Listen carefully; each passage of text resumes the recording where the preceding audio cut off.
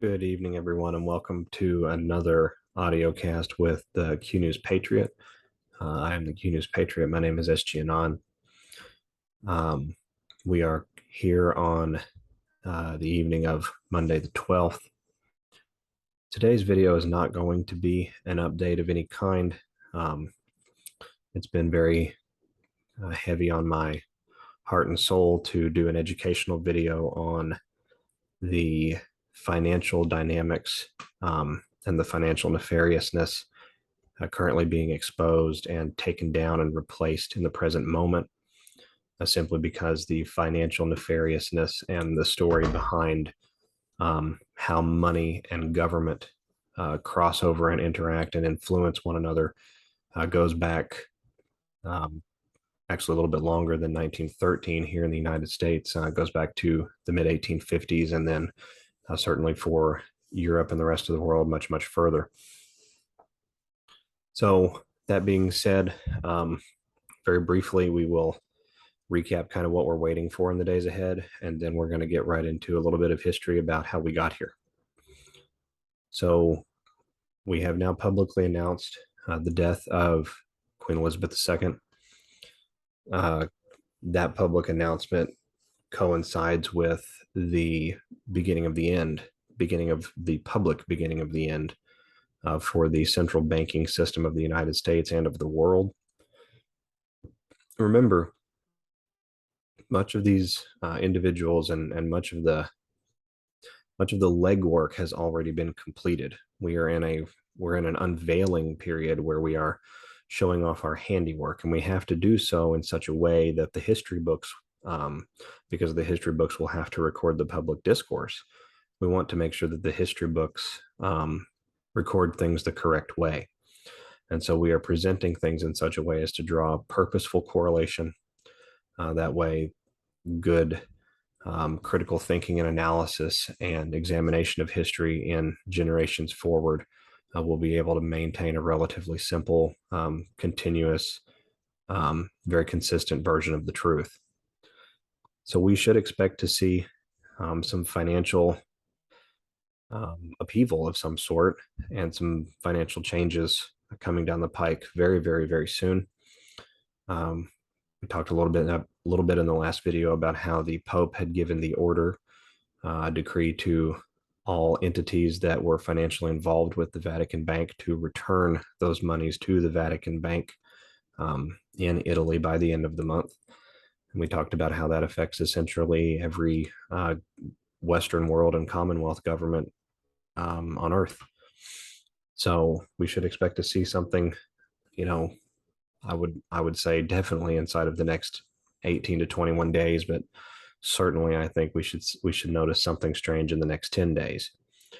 It's going to be, a good little ride, and remember that this is all about reshaping our world and, taking charge of our real power. Our real power is held in our ability to leverage our connection to God and our connection to this world and bring forth positive change in the image and likeness of a creator for the betterment of this earth.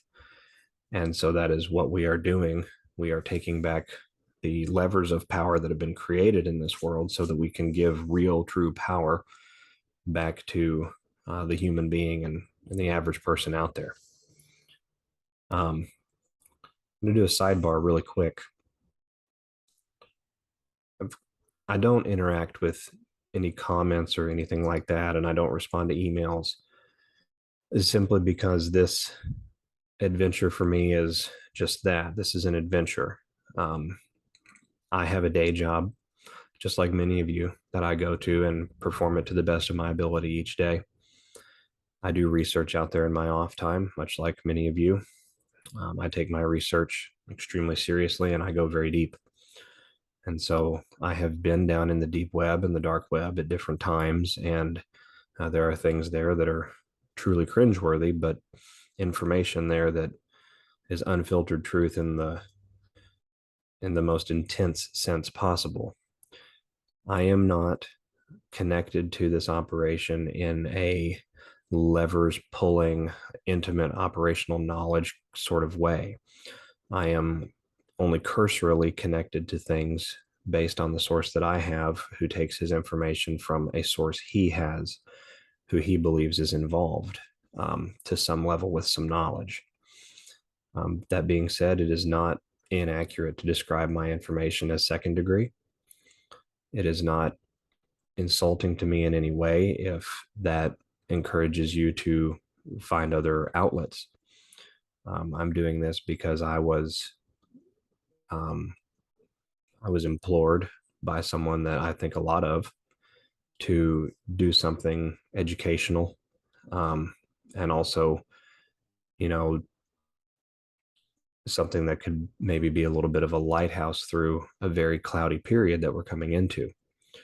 And so, that being said, I'm extremely proud of the work that I do day to day, but I am a citizen of the United States of America with a profession and a pursuit and a family and those types of things. And that being said, I'm not anyone special in that regard. Um, I do take this task very seriously because I know many of you out there listen to me, and you want to make the best decisions possible for your livelihoods and your family and your loved ones. And so don't I don't say anything on this audio cast that I'm not completely sure of, to the greatest degree that I can be sure of, or that I'm not doing myself. And that being said, we're going to get right to it. We've got a little bit of education tonight, and it's really going to help paint a picture for how we got here. Many of you are familiar with the story of the Titanic. The Titanic is an incredible tale. Both versions, really. The version we've been taught all our lives, which goes something along these lines. An ocean liner left England, made a stop in Ireland, filled to the gills, with passengers. It somehow managed to escape all sea inspections, without adequate lifeboats, numerically anywhere near the passenger load that the boat was going to carry.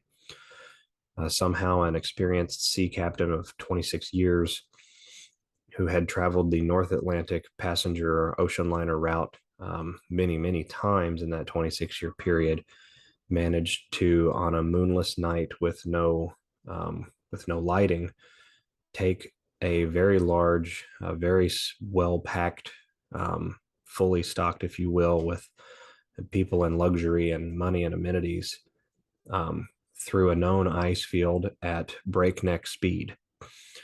Somehow, we're supposed to believe that that individual accidentally ran the ship across an ice face, and that the ice, which is simply frozen water, was somehow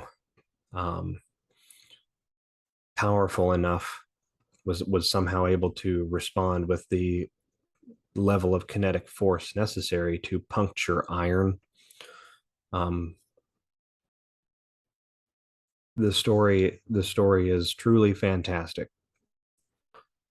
1,523 to 1,557 numbers that I've seen at different points along the way. People perished in the North Atlantic Ocean that night. The Titanic story that is important to know is that there's so much more behind what happened to those people. And we're going to get into that tonight. So, we're going to talk a little bit about a man named J.P. Morgan. J.P. Morgan was an American banker. He was intimately involved with people involved in his trade around the world. In 1857, he had a London-based firm that was saved from insolvency by the Rothschild banking dynasty. That brought Mr. Morgan and his entire organization and future posterity into the Illuminati bankster fold.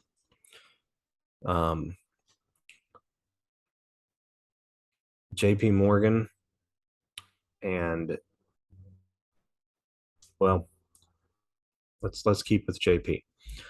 JP Morgan in the early 1900s was the man who financed the building of the Titanic.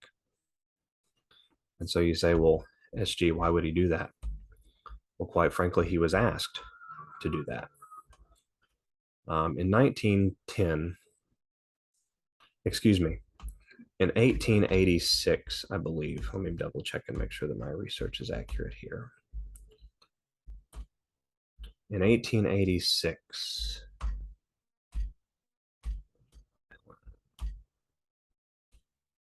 pardon me just a moment. Right. I apologize, in 1898. In 1898, a novel called Futility was penned by author Morgan Robertson and was revised to have the name Wreck of the Titan in 1912. The novel storyline features a fictional British ocean liner named Titan that sinks in the North Atlantic Ocean after striking an iceberg. The Titan and its sinking are now famous for similarities to the passenger ship RMS Titanic and its sinking 14 years later. 14 is a cabal number, by the way. After the sinking of the Titanic, the novel was reissued with some changes, particularly in the ship's gross tonnage. The Illuminati planned all the way back at the end of the American Civil War to overtake the American financial institution and do away with those individuals that were extremely wealthy, had made themselves very wealthy Americans from the 1820s and 30s onward. There was a gold rush. You had a period of industrialism came about. You know, the steam cars and the Empire State Building and things like that. And so the Illuminati banksters, the Rothschild banking dynasty, plotted since the end of the American Civil War in 1871, but you'll want to look up the Organic Act of Columbia of 1871, where the District of Columbia was established. Their end goal was always the capture and control of the United States Treasury and the monetary system.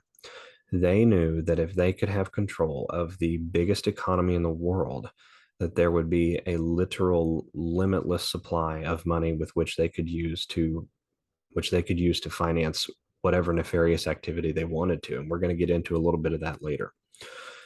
But one of the traits of the Illuminati that we need to talk about really fast is that they always tell you first. They never perform any of their rituals, any of their power grabs or false flags. They never do anything evil without telling you first. They believe in this thing called karmic reciprocation.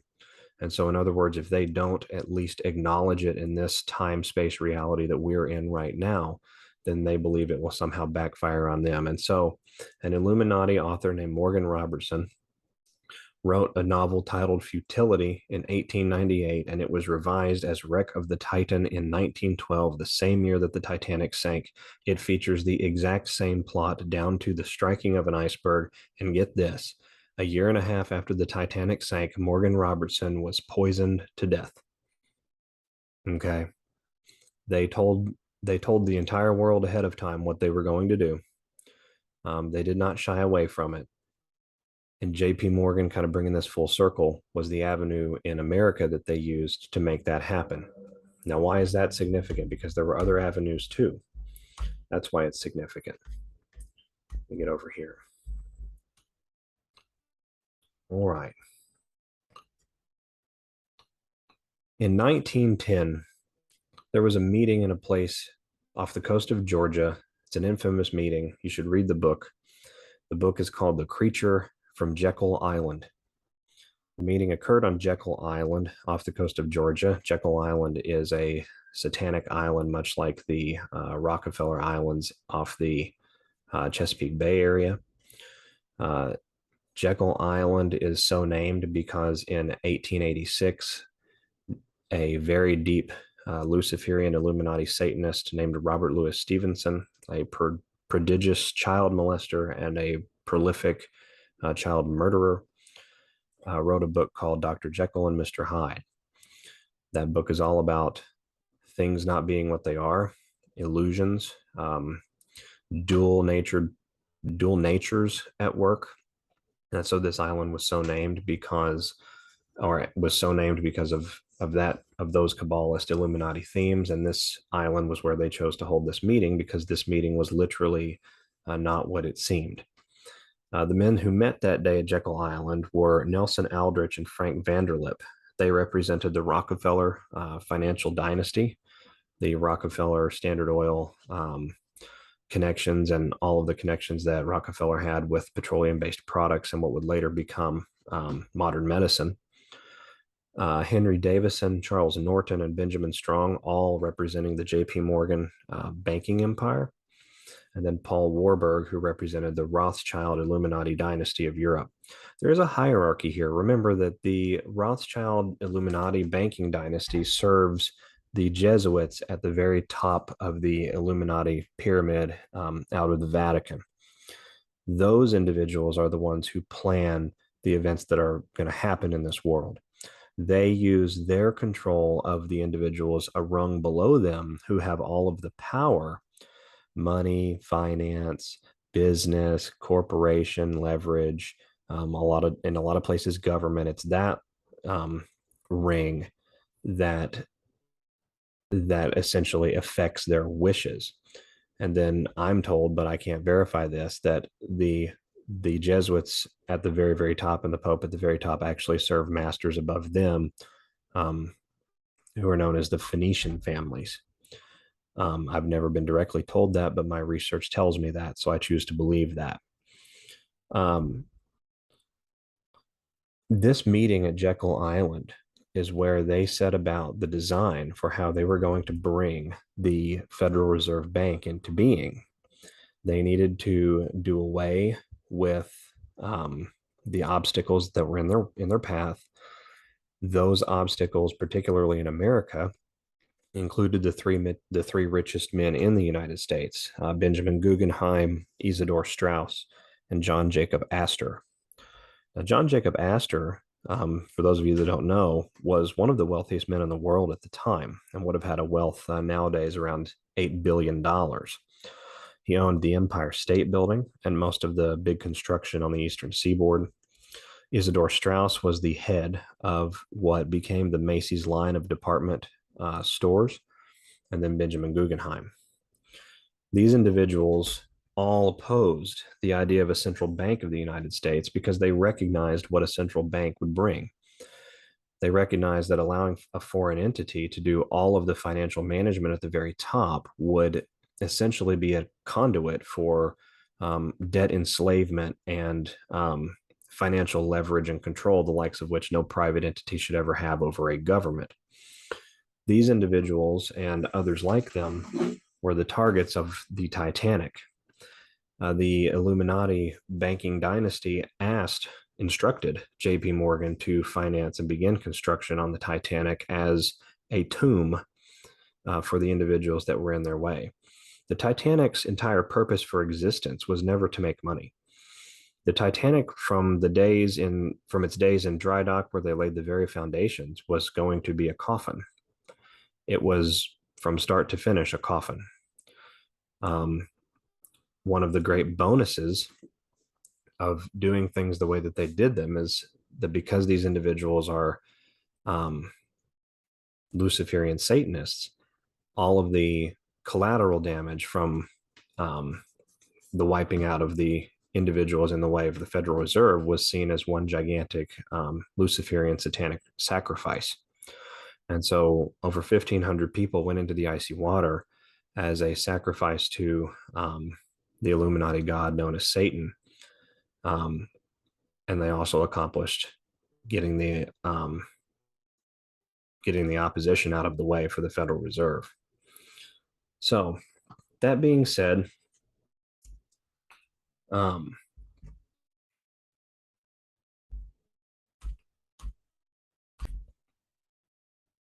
let's get to some of the kind of eerie details that went on with the Titanic and that entire voyage and trip. So the Titanic was built in Belfast. Belfast was a Protestant haven at the time, kind of a thorn in the side of the British monarchy.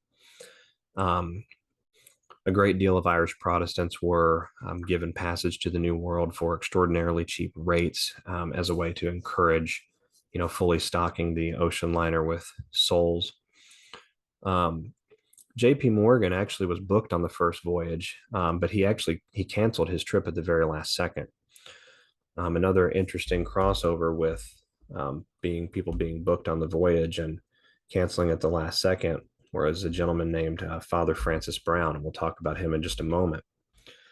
Um, the wealthy and powerful men in the world, they were invited to take the inaugural cruise. It was seen as a moment of prestige. They made a big to-do about it in the papers around the Western world. The individuals, the three bankers we talked about earlier that were in opposition to the Federal Reserve, they represented a block of cash essentially that was in today's dollars almost 13.5 billion.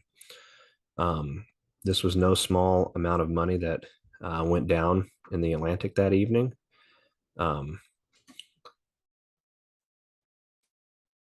Edward Smith was the captain of the Titanic. We talked about him just a little bit earlier. Captain Smith had been sailing the North Atlantic route for 26 years, was an experienced captain, an experienced sailor, and he was also a 33rd degree Mason. He was involved in the Jesuit order and had worked for J.P. Morgan before. Edward Smith, he was considered a Jesuit of the short robe, and so what that is those are the individuals who don't serve the Jesuit order openly. They serve the Jesuit order privately through oath and secrecy. He was instructed to sink the ship by the Father Francis Brown. Let's get into who that guy is. Father Francis Brown was the most powerful Jesuit in Ireland at the time. Excuse me. He answered directly to the Pope's agents, essentially in Rome. In 1986, there was a National Geographic interview titled "The Secrets of the Titanic," and from that particular interview, the tape declares that Father Francis Brown was a vacationing priest, and he caught poignant snapshots of his fellow passengers with his Polaroid camera, most of them on a voyage to eternity.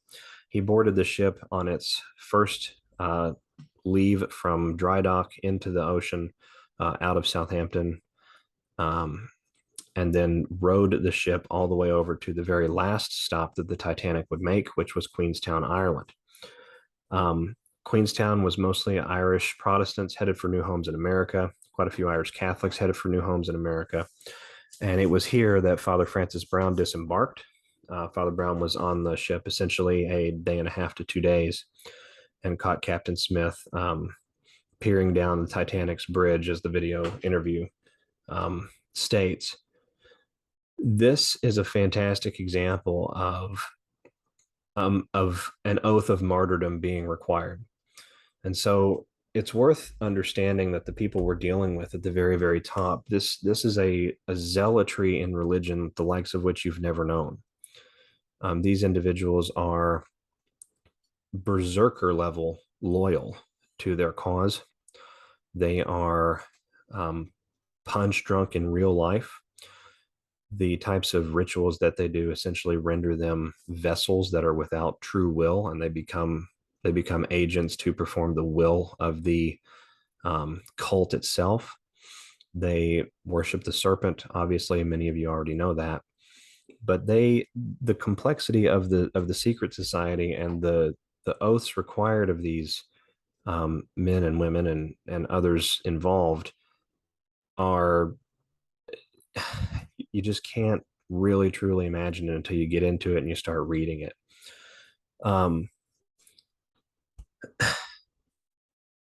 This is an example of This is an example of a false flag being instructed and carried out.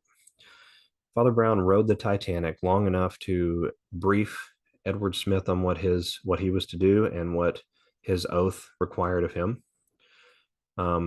He was there to ensure that images were taken of all of the sacrifices that were about to be made, and then he disembarked at the very last safe stop. Now, what's very interesting is 5 days later, the Titanic goes down in the water. Excuse me, 4 days from Ireland, but 5 days after its initial um, birthing out into the ocean. The Titanic left dock on April 10th, 1912. The Titanic sank the morning of April 15th, 1912.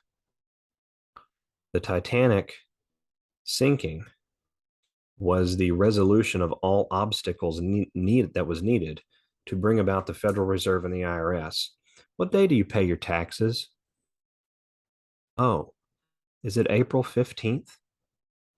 That's very interesting, isn't it? What day is the entire Western world central bank system?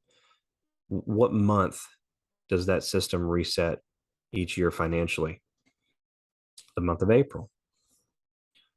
Isn't it interesting that the Titanic sank on the same day that your income taxes and all of the illegal taxes that were later levied upon you as a result of it sinking are due and payable on the same day? See, there is no accident or coincidence with this group of individuals we're dealing with.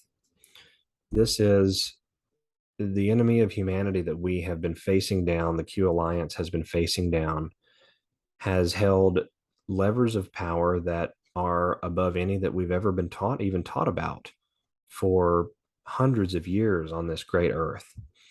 That day, when the ship left Ireland, it was known by many aboard that it was going to be a tomb. That's exactly what the captain was instructed to do. J.P. Morgan, years before, was instructed to finance the building of the tomb. This plan was in motion for many decades prior to the building of the Titanic. In 1857, like we talked about just a few minutes ago, that's when Morgan became really beholden to the Rothschild dynasty. But the United States had not had any sort of central banking structure essentially up until that point. The Civil War was a very successful war for the cabal in that it enabled them to gain enough influence over the financial system at the time that they could leverage into being the Organic Act of Columbia, which gave them certain privileges and jurisdictional exceptions to American law and all of these other things. It's really worth reading, and some of you will take the time to do that, and some of you won't, and that's okay. Suffice to say, and I think what's really important to draw from all of this is that the Federal Reserve came into existence exactly 18 months after the Titanic sank, and less than 12 months after that, the cabal, the Rothschild banking empire, the Illuminati had taken in enough wealth from the American people to finance World War I. And so World War I broke out. The US Federal Reserve, the Central Bank of England, and the Central Bank of Russia, and the central banks in Germany, all funded and financed by the same people at the top. They needed to get the American financial opposition and the American business opposition, individuals who held enough leverage and power that they could actually stop the process. They needed them out of the way so that they could carry out their entire plan for the 20th century. Do you see that? I told you all in one of these last videos that some of these individuals live 250, 300, 350 years. How would you know? Many of them, they age to a certain point and then it's like they hang around. There are things that they shield from you that they have had sole control and possession of on our beautiful planet for so long, that prolong life, that contribute to great health and healing, all that you know, offset aging and all of these things. And this plan was longitudinal over a period of decades. They knew as early as 1875, the Illuminati banksters knew that they were going to cause at least two world wars in the next century. And they planned those out. And guess what? They happened according to their plans. All right. They pinned all of this over a period of many decades. Why? Because if you live 200 years, it's really easy to plan for something after all the individuals, kind of underneath you at the class level have passed away due to shortening of their lifespans, right? And that's what they've been doing to us for 350 to 400 years, essentially, poisoning everything and the amount of things that are in our food. But that's all of that's a different discussion for a different day. What's important to know here is that the Titanic was a planned false flag event, just like 9/11. The Titanic was from start to finish a tomb that was going to go out into the water and be sunk. It was a massive Luciferian sacrifice. It was a massive um, win for the cabal on all levels. It was a massive win for the banking and bankster empire that um, was working hand in hand with the corporations and the businesses that had come into being as a result of the Industrial Revolution. It was the linchpin needed to propel our country for the next 100 to 110 years, basically into the abyss. And because of that singular event 110 years ago, 109 years, well, 111 years ago, because of that event, we have lived through this past 100 years of war and famine and disease and death and cancer and poison and, chlorofluorocarbons and strontium in the atmosphere and lead in our water. It is the Titanic that gave the go ahead for this. It was the event of the Titanic that allowed all of this to happen. That is the start point for the chapter that we're in. And the end point for the chapter we are in, to end on a little bit of good news here, the end point is inside of the next 18 to 24 months, from my understanding. The end point, the Federal Reserve is already gone. The central banking system, all of that's already gone. The public reveal will be complete in 18 to 24 months, is my understanding. And the first phase of that public reveal is right around the corner. We know we need to expect some financial changes and some upheaval in the banking system, and that's right around the corner. Much of that days away. This snowball is well down the mountain. It has grown and grown and grown, and nothing can stop it. And so the tale of the Titanic is one of reflection, and it's a little bit subdued, but it's really a tale of reflection and learning. It's a lesson. It's a lesson that we all need to hold and pass along to our children and our children's children, and let them know, you know, this event, many others like it. There's so much more that motivated its happening, that motivated its design right from the beginning, and that saw it through all the way to the end. And we need to examine things with a critical eye and a loving, open heart, and be willing to accept whatever God tells us about a situation. Oftentimes, what we may hear from our spirit is contrary to what we see right directly in front of us right here, right now, or maybe even contrary to what we've known, most of our lives. And that's okay. Okay. That's okay. That's part of our development as spiritual beings. And that's part of our reconciliation with our true selves and, our creator. And so that being said, I'm going to end on that positive note. We are coming into the greatest period in human history. You are living the greatest, most incredible time in human history. Nothing can stop what is coming, and we are so close. And I hope each of you stay safe this week. Remember to have a little bit of cash on hand, some basic essentials: toilet paper, food, water, Kleenexes, little bit of fuel. If you can grab a gas can maybe and put 5 to 10, well, anymore, $15 to $20 worth into the gas can, and just have some of it set aside. um, you know it's going to be a good thing on the other end, but we're in for a little bit of turbulence ahead. But understanding the history about our turbulence and how we got here is the first step, I think, in ensuring that we never end up in that situation again. And so the true history of the Titanic is important. I encourage you to share this video. um, let people know the truth. And with that, I'm going to sign off and bid you all adieu. Until next time. Thanks. Bye-bye.